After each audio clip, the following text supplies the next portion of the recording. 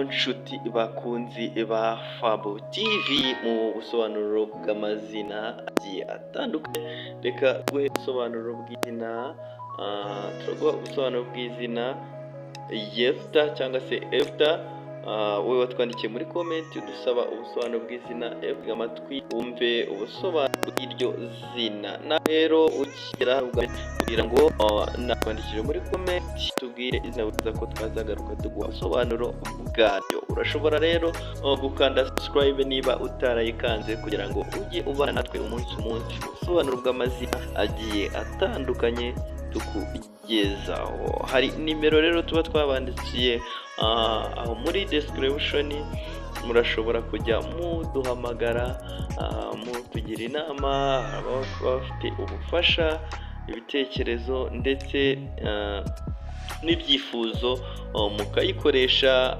ibintu bikagenda neza cyane. Reka twihute rero tuguhe ubusobanuro bw'izina Yefta cyangwa se Efta. Efta rero ni izina rifite inkomoko mu rurimi rw'igiheburayo cyangwa se Hebrew, rikavuga rero uwugurura cyangwa se uwugurutse, bivuga uwugurura inzira cyangwa se umuryango. Bibiliya rero Yefta yari umwe mu bacamanza b'Abisiraheli uzwi nk'intwari yatsinze abanzi, ariko afite amateka akomeye mu buzima bwiwe. Mu mico n'imyitwarire umuntu witwa rero Efta akenshi arasobanurwa mu bijyanye n'imico n'imyitwarire, arasobanurwa rero nk'ukunda cyangwa se akunda kuba intwari, wihangana, akihangana mu bibazo, kandi ni uharanira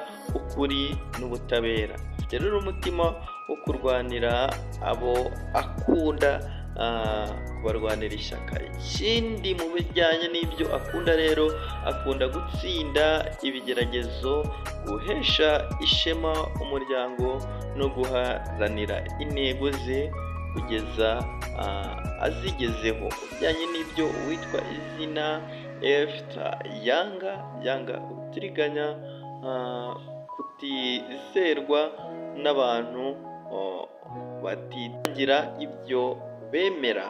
Bijyanye n'inzozi z'uwitwa iri zina Efta cyangwa se Yefta. Efta rero akunda kugira inzozi zo kubaka izina rikomeye rishingiye rero ku mbaraga, ubutwari n'ubwitange. Ubusobanuro bw'izina Efta watwandikiye muri comment udusaba ubusobanuro bw'iri zina ni gutyo bisobanura. Numara kubyumva twandikire muri comment utubwire uburyo wabyumvishije, niba bihuye n'uwo uzi witwa iri zina cyangwa se niba bihuye nawe witwa iri zina. Ikindi usanga bikunyuze ukanda like nk'ikimenyetso kitwereka ko ibyo twakubwiye ari ukuri. Naho mu kanya mu busobanuro bw'ayandi mazina, iyi ni Fabo TV. Turabakunda cyane. Ciao ciao.